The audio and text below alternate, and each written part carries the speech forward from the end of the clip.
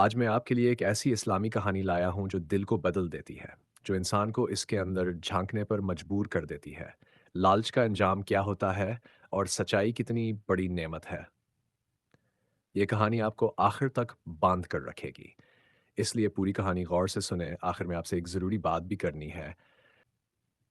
कभी एक दूर सहरा के बीचों बीचा एक बूढ़ी और नीक ओढ़तर हती थी। इसके पासक चिन्ह था सवाए एक पर अनासा घड़ा जिसमें वह रोजान हल्ला का शिक्र करते हुए पानी भर लाती। इसका दिल नेकी से भरा था लेकिन जिस्म बूढ़ा और गौर कमजोर। इन्हें दिनों दो भाइया एक गांव से निकले। दोनों खूबसूरत ताकतवर मगर एक था लालची और दूसरा अनरमदल मगर अपने बड़े की बात मानने वाला। एक एक दिनों हदूनों सहरा में सफर कर रहे थे का चांकाने की मुलाकात उस बूढ़ी औरत से हुई। औरत का हाथ खान पर हाथ था, पानी का घड़ा भारी था। बूढ़ी ने कहा, बेटों अगर थोड़ी मदद कर दो तो अल्लाह तुम्हें जजा देगा। छोटा भाई फौरन आगे बढ़ा। अम्मा, आइए मैं पानी उठा देता हूँ। मगर बड़ा भाई ने इसका हाथ रोक लिया और कान में कहा, क्या फायदा? इसके पास हमारे लिए क्या है? वक्त जाया होगा। बूढ़ी ने यह बात सुन ली लेकिन मुस्कुरा कर कहा, बेटा, कभी कभी फायदा चीजों में नहीं बल्कि दिल के बदलने में होता है। छोटा भाई इसकी बात से हैरान हुआ मगर बड़े ने तंज किया, हमें नसीहतें ना दो, हमें अपना रास्ता चलने दो। बूढ़ी ने घड़ा आगे बढ़ाते हुए कहा, बेटा, ये घड़ा खाली नहीं है, इसमें अल्लाह की आजमाइश है। मगर लालच मत करना, बदस्तहमत फ्रैके, वरना घड़ा तुम्हें ले डूबेगा।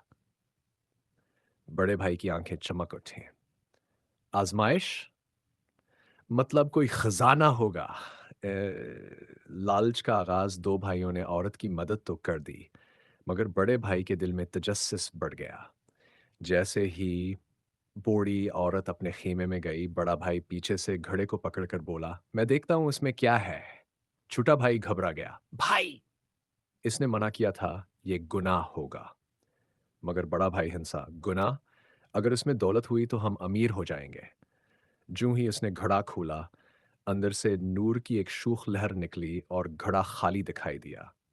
बड़ा भाई बोला, अरे, ये तो खाली है, हमें धोखा दिया है। लेकिन इसी लम्हे घड़े के अंदर से एक आवाज आई, लालच इंसान को अंधा कर देता है। घड़ा लर्जने लगा, जमीन फटने लगी।